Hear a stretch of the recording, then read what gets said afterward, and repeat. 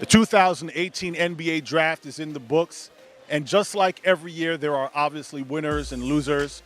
We're here at Barclays Center, Moke Hamilton, BasketballInsiders.com with Benny Nadeau.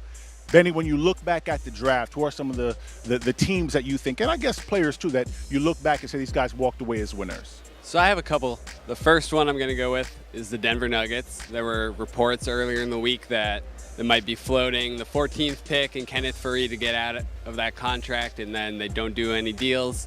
Michael Porter falls to that 14. He could be one of the franchise cornerstones from this draft if he stays healthy. So all of a sudden, the Nuggets are looking really good for keeping that pick and maybe getting Porter Jr. at full health out of it. It's actually funny. You could obviously make the case that Porter himself ends up being a bit of a loser, but we'll talk about that a little bit later. I think one of the biggest winners coming out of this has got to be Jay Wright and Villanova. You know, Jay Wright, he has 3 players go in the first round of the draft, and then he has another one go really, really early in the second round.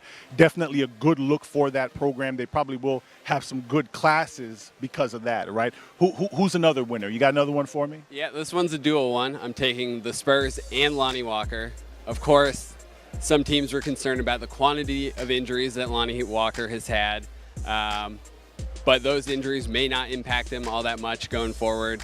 And if they don't, the Spurs have an absolute winner, high motor, high energy. He's going to get coached by one of the best of all time in Popovich. He's a perfect fit alongside Murray. So that seems like a win-win situation for everybody there. I definitely agree, and it's funny that we spent all this time in this video, and Luka Doncic, you know, he came into this draft. A lot of people thought, several weeks ago, we actually had him as being sort of the #1 prospect available. Some people thought that the Suns may have opted to take him, and he ends up going to the Dallas Mavericks. I think that both Doncic and the Mavericks are obviously winners.